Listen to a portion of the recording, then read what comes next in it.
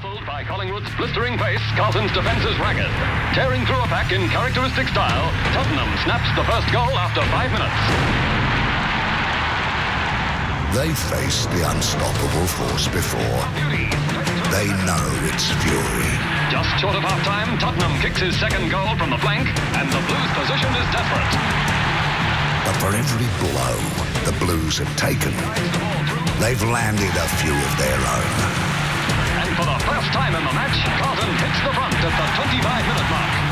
For when Carlton and Collingwood play, scripts are rarely to be followed. And upsets are part of the rivalry's great uncertainty. It's all over, and Carlton wins one of the VFL's most memorable grand finals.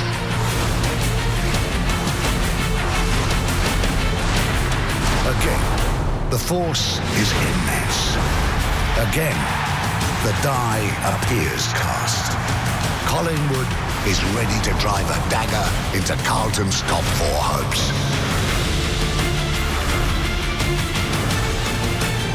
But nothing between these two is for certain. So with their history storied, with this their stage, when these giants collide on a Saturday afternoon at the G, is there anywhere else you'd rather be?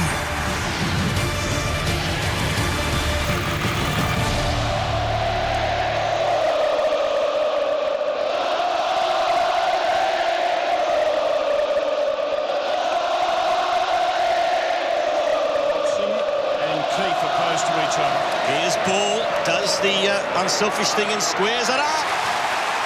And guess who? The best contested mark in the competition takes the ball 15 metres out from goal for his 41st goal of the season. Cloak puts it through.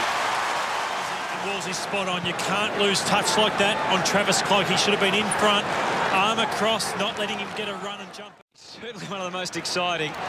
Judd tries to get it clear. Well done, Jolly. Wellingham, kick smothered. Blues need to get in hard. You know that Joseph will. So too Blair and Ball. Out the back, this is Rounds, fashioning the kick around the corner. Yaron just hesitated a fraction. Cloak was there. Penalty made a brilliant start, and it just gets better. The intimidating presence of Cloak, and Yaron should have gone much harder for that ball. And I just think he thought, well, I've got Travis Cloak. And the mark's taken by Gibbs. Actually, they've split it open a little bit here, the Blues. They just get this next handball away. They couldn't. Intercepted. Oh, they might get hurt on the rebound here. Swan to Thomas, who loads up from 50. And Dale Thomas kicks to Cloak, who marks on the goal line and says, I'm sorry, I bet you he's not. And he'll go back and kick the goal. He might be, because he's trying to give Dale some confidence about kicking a goal. Well, this all comes about because of an errant Dygan handball. Come from forward pressure and turnovers, and Henderson can't do much about that. He's disappointed with that handball from Dygan. Oh, the Collingwood players peel off here. They can't keep up with them, the Blues. They've got three options. In the end, a handball comes to Blair, who gives it to Cloak, who should kick his third.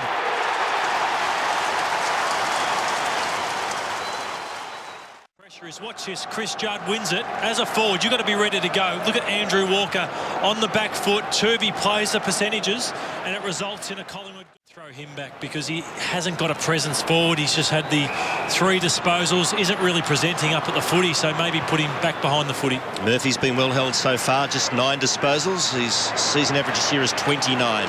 Here's Tuvey into the pocket. Good kick. Gee, it's a good kick. Mark taken by Keefe, only 15 metres out. In he comes, Keefe.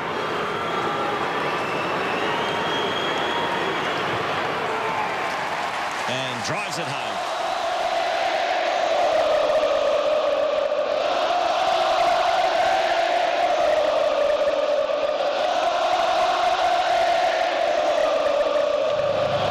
Collingwood by 5 points as Watson does the kicking in. Goes straight down the middle, looks for Cruiser. Spills to Pendlebury. That's a nice handball off to McCarthy. You can run on and have a shot here. McCarthy steadies. McCarthy goals. Great McCarthy. It's a kick in down the middle of the ground. Now, the problem is that Cruiser has to run forward towards that ball.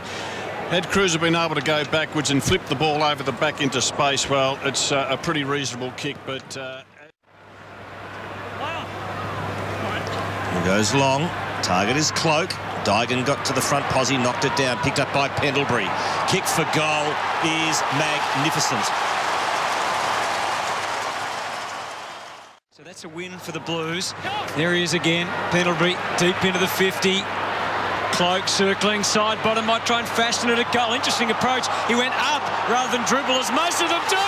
Maybe they'll start kicking in the air instead of dribbling now. What a goal from Sidebottom. He made that up as he went along. And Scotty Pendlebury just knows where the ball will drop. Cloak, he's the presence who they go to. And watch this, Good Shepherd. And that is a 1 out of a 50 chance, that is. But Alan Didak, we've seen cracker, Sidebottom. You just don't know where to look and who to stop. But brilliant finish there from Steele Sidebottom at a crunch moment.